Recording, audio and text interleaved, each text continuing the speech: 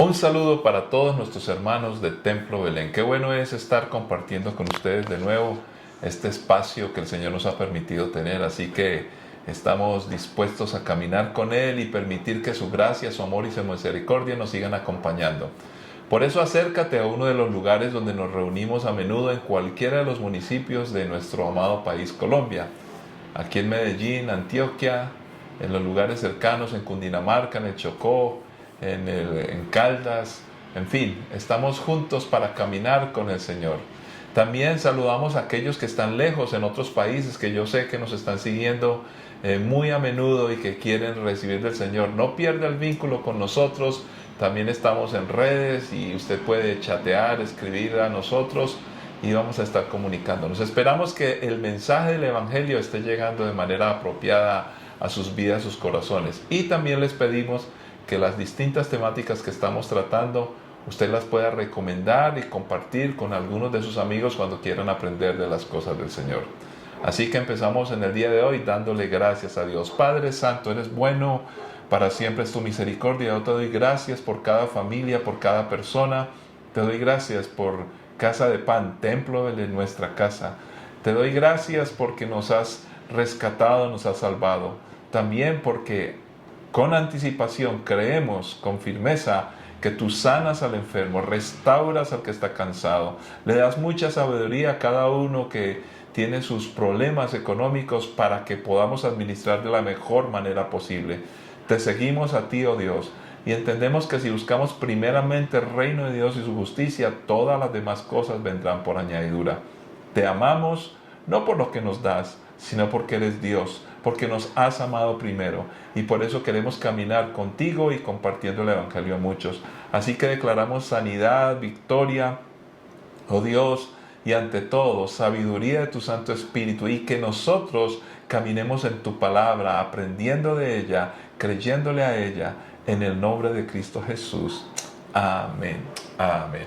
Muy bien, vamos a hacer nuestra oración misionera que repetimos, siempre la hacemos porque creemos que el mensaje del Evangelio no está solamente para nosotros, los que ya lo hemos recibido. Él nos mandó, nuestro Señor Jesús, a que yendo por el mundo lleváramos el Evangelio a todas las naciones, los pueblos no alcanzados. Y para hoy queremos orar por un pueblo que queda en Níger y realmente también están allí en la frontera con Nigeria. Se llama el pueblo Hausa. Estamos hablando de aproximadamente unos 13 millones y medio, 600,000 de personas. Los Hausa, que muchas veces los confunden por causa del idioma y todo esto como los originarios del Boko Haram. Y efectivamente no es así, no es así, sino que se confunde porque están más o menos en la misma región. Los Boko Haram pertenecen más a los Fulani y otros pueblos. De todas maneras, también oramos por ellos, como lo hemos hecho en otra ocasión. Todas estas naciones que de alguna manera fueron influenciadas por el Islam y algunos son extremistas.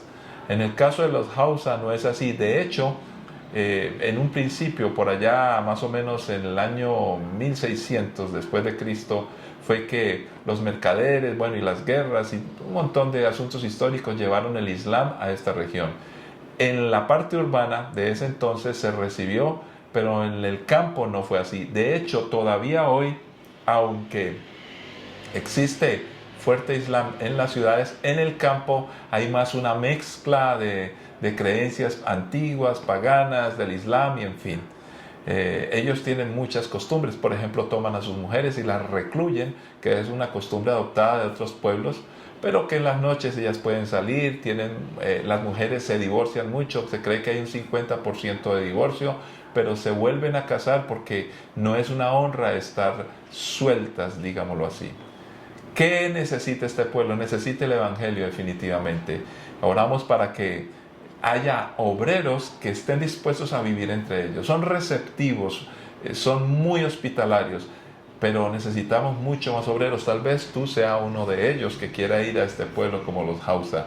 También oramos para que los pocos creyentes que haya estén fuertes, caminen con el Señor, sean protegidos y puedan predicar el Evangelio efectivamente. Padre, oramos y clamamos a tu palabra, Señor, por tu palabra, oh Dios. Clamamos para que las personas, según nos enseña la Sagrada Escritura, Dios, puedan conocer de Jesucristo. Y por eso clamamos a ti, oh Dios, en el nombre de Jesús, quien es la palabra misma, quien se humanó, habitó entre nosotros, para que pudiéramos conocer el Evangelio. Por eso oramos, para que muchos de nosotros podamos ir a estos lugares y también acercarnos a ellos, vivir entre ellos. Oramos por obreros transculturales que se levanten, por fortaleza para este pueblo, para que les resplandezca la luz del Evangelio. En el nombre de Cristo Jesús, que los adoptemos en nuestras oraciones y que si conocemos a algún obrero transcultural que vaya hacia allí, lo podamos apoyar, no solamente orando, sino también económicamente, como lo hacemos con muchos. Glorifícate, porque creemos que con justicia el Evangelio que nos llegó a nosotros, de gracia recibimos, lo debemos de compartir a estos pueblos en Cristo Jesús. Amén. Muy bien, vamos a ir a las Sagradas Escrituras y vamos a leer el capítulo 48 de Génesis. Capítulo 48 de Génesis. Y vamos a estar leyendo del versículo 1 al versículo 4. Luego estaremos leyendo otros pasajes, otros versículos de este precioso capítulo. Cierto día, no mucho tiempo después, le avisaron a José: a tu padre ya le queda muy poco tiempo de vida. Entonces José fue a visitarlo y llevó con él a sus dos hijos, Manasés y Efraín. Cuando José llegó, le dijeron a Jacob que su hijo José había venido a verlo. Entonces Jacob cobró fuerzas y se incorporó en su cama. Jacob le dijo a José: el Dios Todopoderoso se me apareció en la aldea de Luz, en la tierra de Canaán, y me bendijo con estas palabras: te haré fructífero y multiplicaré tu descendencia. Haré de ti una multitud de naciones y daré esta tierra de Canaán a tus descendientes como posesión perpetua. Padre, gracias por tu palabra. Como siempre, con suma urgencia la necesitamos. Ayúdanos a entender lo que pasó allí y cómo esta historia maravillosa tiene implicaciones hondas para nosotros hoy, para todas las culturas del mundo. Salvación prometida a Abraham llegó hasta nosotros. Queremos caminar en ella y compartirla. Por eso guíanos con tu palabra en Cristo Jesús. Amén. Las historias siempre son fascinantes. Las historias nos hacen identificarnos con los personajes cuando las aprendemos, cuando las comprendemos. Y mucho más en la intención de Dios con la historia bíblica. José, sí, José, aquel que fue vendido como esclavo, aquel que estuvo en la cárcel, aquel que tuvo el privilegio de recibir el don de Dios para interpretar los sueños, aquel que ahora, siendo un esclavo, aparece como el segundo después del faraón, que era la potencia más grande de Egipto, de la historia conocida en aquel entonces. Pero en este caso, ya después de todo lo que hemos estudiado, que Dios tenía preparado a José para bendición de una nación, la nación hebrea, ahora está allí con su familia. Ya se reconocieron, su padre está muy anciano. Entonces José, con intención y con mucha atención, llega a donde su padre y le lleva a sus dos hijos, Manasés y Efraín. Por supuesto, son los nietos de Jacob. Cuando están reunidos, José escucha las palabras de su padre: el Dios Todopoderoso se me apareció en la aldea de Luz, en la tierra de Canaán, y me bendijo. Y le recuerda en esa bendición las palabras, la visión, la promesa heredada de Abraham. Recordemos que Jacob fue hijo de Isaac, hijo de Abraham. El abuelo había escuchado la visión de Dios, había escuchado la voz de Dios: en ti serán benditas las naciones y llegarás a la tierra prometida. Pues esto había trascendido a Isaac y ahora está en Jacob, aunque ya estudiamos que en algún momento se le traspapeló la historia a Jacob, la visión se perdió, pero en esta última etapa de su vida empezamos a ver cómo recobra la claridad en el pensamiento y se acuerda de la promesa de Dios al ver que aún las cosas más complejas y difíciles terminan de una u otra forma para bien y para bendición. Tenemos entonces el extremo de una vida, pero no solamente la vida de José, sino la vida de su padre, Jacob, y por supuesto de sus hermanos. Esta historia que inicia con engaño, que inicia con violencia de los hermanos por su hermano menor, esta historia que tiene tanto intríngulis, tantas complicaciones, temor, incertidumbre, ahora termina con ternura y belleza.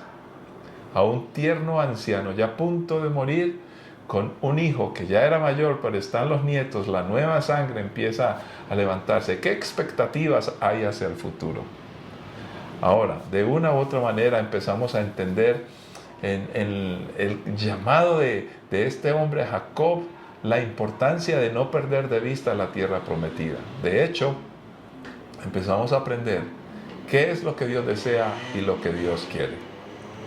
Vamos a notar que José, en este momento que estamos recreando, lleva a sus hijos a su padre para que los bendiga. ¿Y por qué la bendición de un anciano? Notando que José, si recordamos bien, ya tenía la más grande influencia, estaba en la segunda posición de todo este reino, de todo este imperio, el imperio Egipto. Y sin embargo prefiere la bendición de su padre. ¿Por qué? José tenía clara por los sueños y por su experiencia la visión de Dios. En ti serán benditas todas las naciones y hay una tierra prometida. Entonces el punto es aquí, para empezar aprendiendo de una vez, si yo soy padre, si somos padres, ¿a quién le entregamos los hijos? ¿Con qué y con quiénes lo vinculamos? ¿Vamos a la segura, el reino de este mundo? O sea, Egipto y Faraón, donde tenemos la gran influencia y creemos tenerlo todo seguro, o confiamos en la promesa y la visión que Dios nos ha entregado a todos nosotros. Pues en el caso de José, indudablemente, indiscutiblemente, ahora está con su padre, porque sabe que allí está la bendición. Y permítame entonces entender todo lo que pasó, porque José recibió una porción doble, la cual normalmente era para el primogénito. Rubén debía recibir doble porción, pero se equivocó en su capacidad de ser el hijo mayor, se equivoca y echa al lastre todo lo que tenía, tal como lo hizo el hermano de Jacob, que vendió su primogenitura por un plato de lentejas, por la posesión de este mundo, por la necesidad urgente. Lo mismo pasa con Rubén, su deseo de poder, y de alguna manera sus hermanos lo empujaron, él fue responsable y renunció sin saberlo a esa herencia doble. Primer libro de Crónicas 5, 1 al 2 nos recuerda y nos enseña, nos dice esto. El hijo mayor de Israel fue Rubén. Pero como deshonró a su padre cuando se acostó con una de sus concubinas, los derechos del hijo mayor fueron dados a los hijos de su hermano José. Por esta razón, Rubén no aparece en la lista de los registros genealógicos como el primer hijo varón. Aunque los descendientes de Judá llegaron a ser la tribu más poderosa y dieron un gobernante para la nación, los derechos del hijo mayor le pertenecieron a José. Empezamos a notar cómo Dios opera de una manera distinta y diferente. Y aquí no gratuitamente aparece el descontrol de la manera en que el hombre empieza a administrar sus cosas. Rubén buscó una concubina.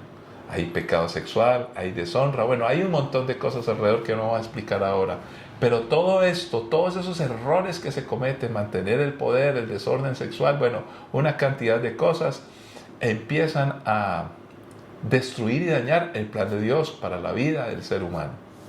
Entonces encontramos en resumen, Rubén y Simeón eran hijos de José, por supuesto, pero eran hijos de Lea, aquella mujer con la cual Jacob fue engañado por el padre de ella.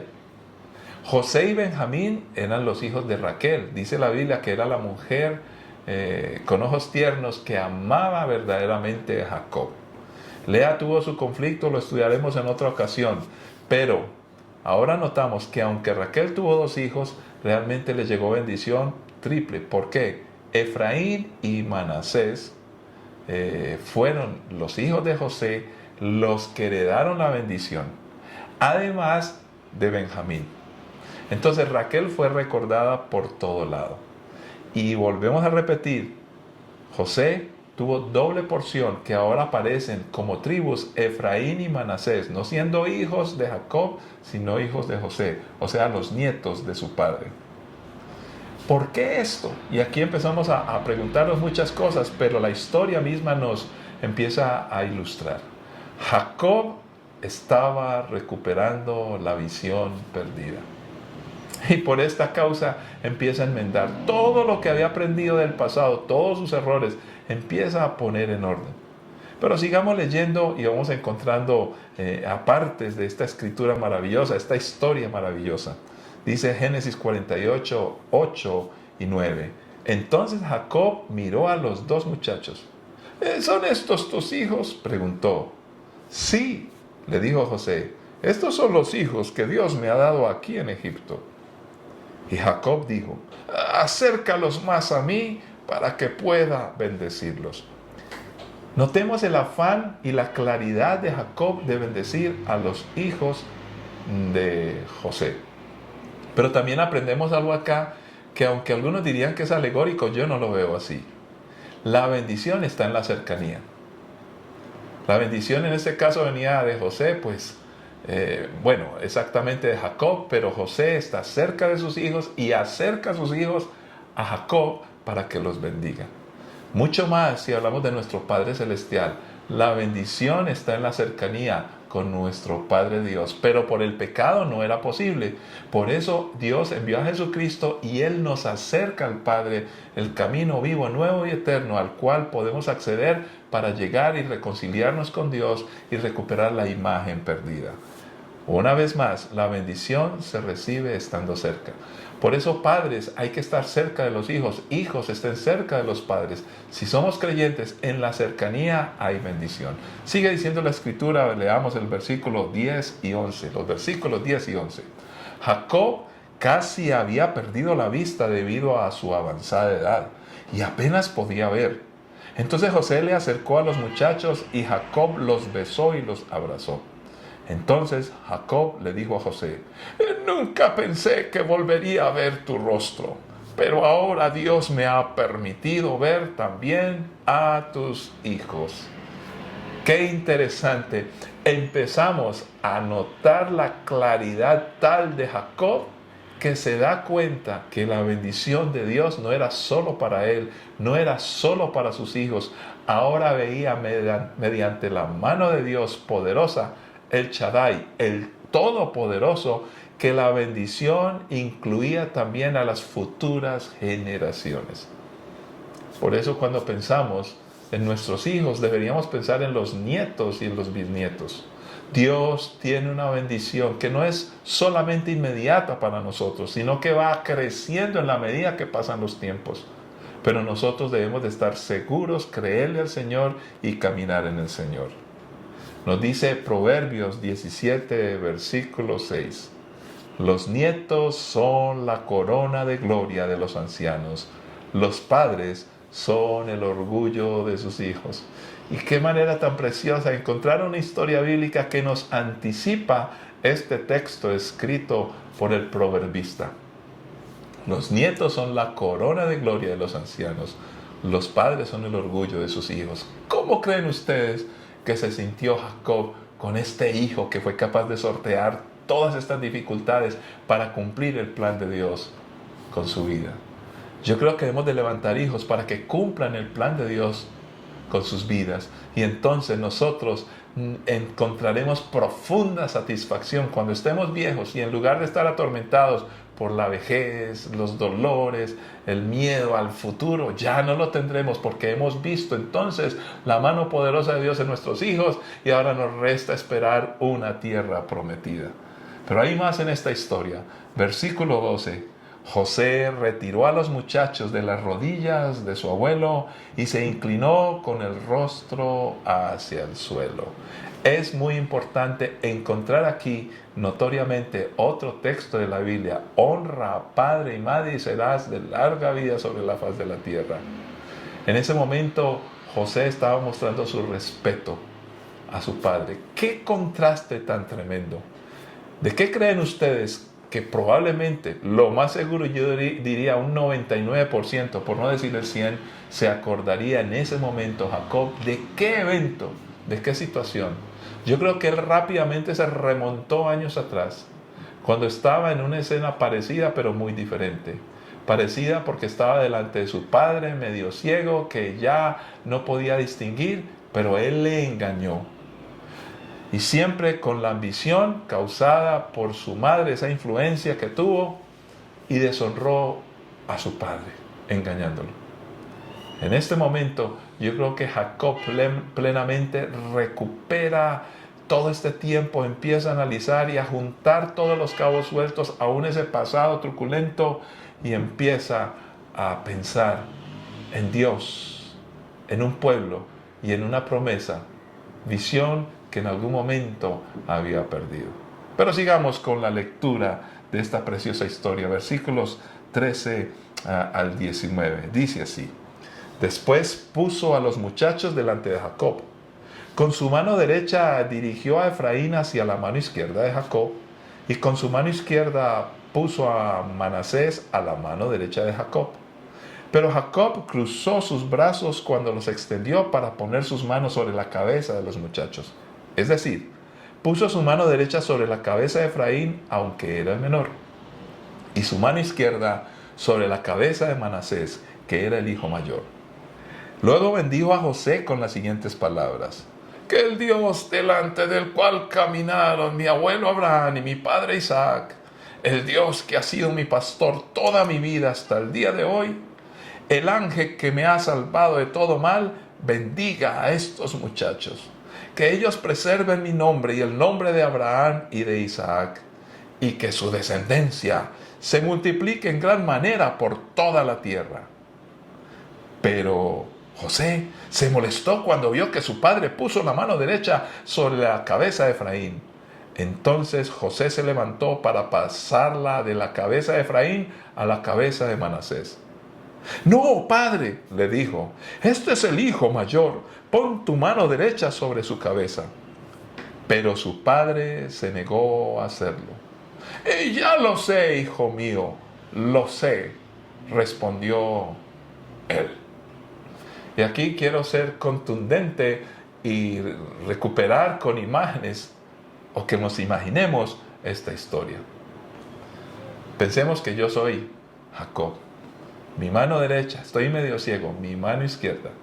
Y los hijos estaban dispuestos así.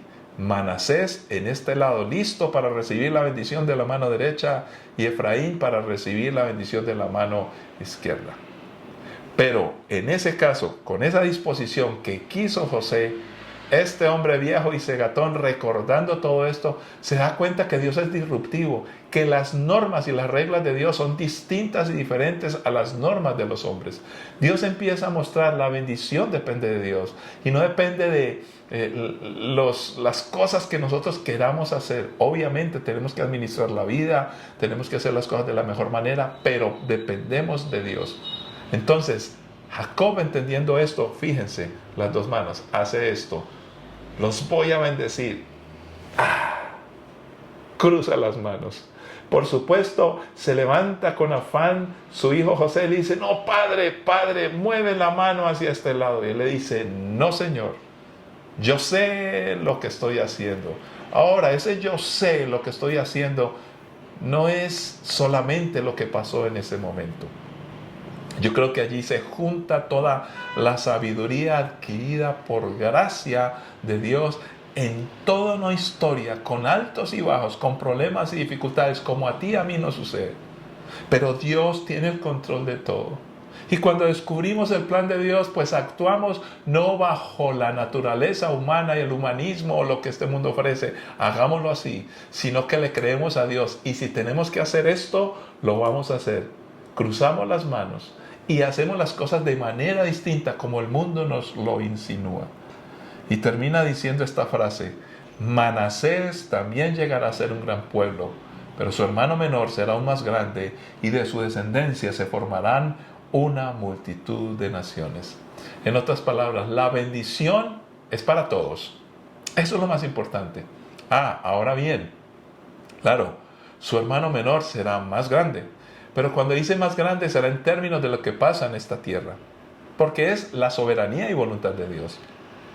Eso no quiere decir que el uno sea más importante que el otro. Eso es a la medida nuestra.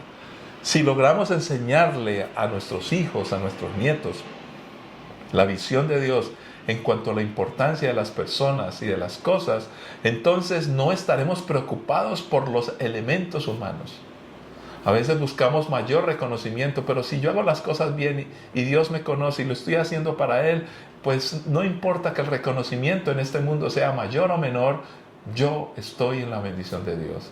Si nuestros hijos entienden eso, nunca pelearán por herencias, por nombres, por casas, por cosas, sino que simplemente confiarán en un Dios que siempre bendice a todos.